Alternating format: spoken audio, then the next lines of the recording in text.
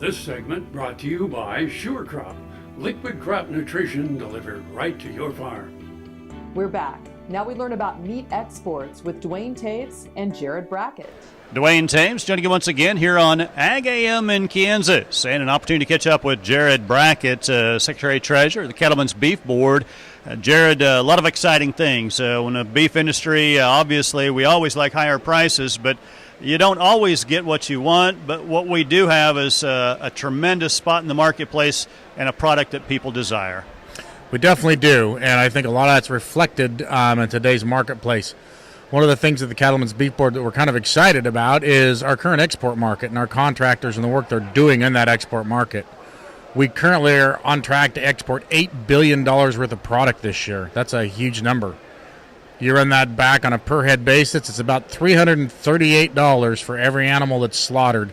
That's additional value put on that carcass and on that animal, which directly impacts our producers and puts more money back in their pockets. We think about the realities of that. There's a lot of folks that just don't understand why exports are so important. They kind of have that let's keep it here at home mentality. Well, our producers out there are doing a tremendous job and far outpace what we can consume domestically in all realistic expectations. Very definitely.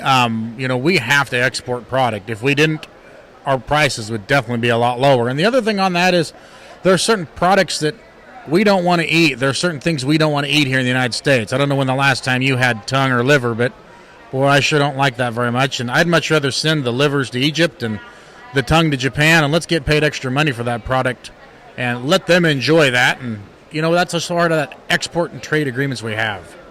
It's the work of some outstanding groups that make those trades happen. Obviously, building relationships around the world is pretty important.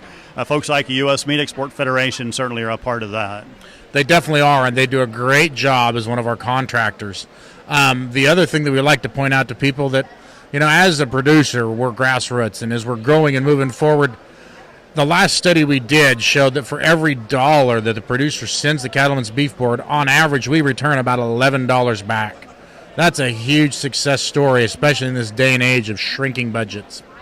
We talk about communications, and it's always important, whether from the boss to the employee or from the beef board to those folks that are supplying those checkoff dollars to the board, understanding that the ultimate goal is always the same: to increase beef production, to increase beef profitability for those producers and increase consumption as well. Definitely is, and we have some of the best producers out there, and sometimes there's some misinformation floating around out there, and we'd really like to work on combating that a little bit. We've done a really good job of reaching our consumer, but not quite as good a job reaching our producer. So we're trying some new things. We'd like to try some mailers and get some information back into their hands. Let them pick up some literature at some of the sale barns, because they don't always see some of the digital information, the digital platforms we're using. So it's important that those consumers are reached, but we also need to preach a little bit to the choir sometimes and let those producers know the good things we're doing for them and the hard work we're doing, so that they know we're not wasting their dollars.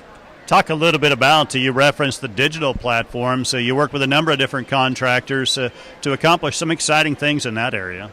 Definitely do, and one of the more exciting things that I'm really excited about, they're going to be rolling it out towards the end of January, 1st of February, is a deal called Ask Chuck.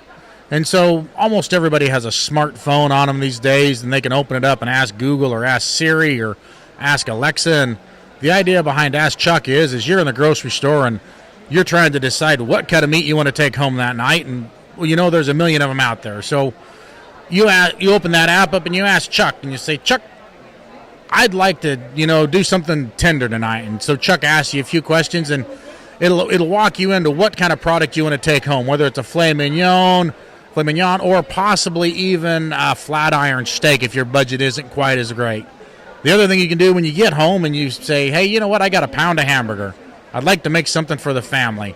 How about meatballs? I don't know how to make them. Well, you can open that app and you can ask Chuck, and Chuck will tell you how to make meatballs.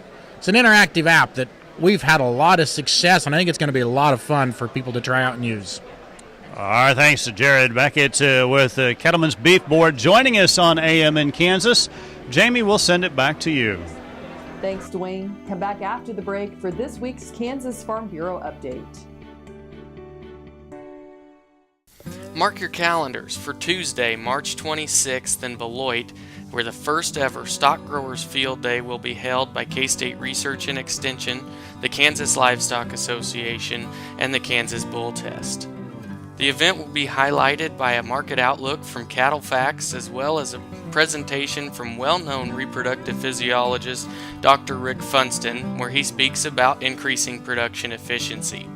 From there, we'll also play host to over 30 ag-based businesses in the trade show and enjoy breakout sessions where producers can listen to speakers on topics that apply directly to their operation.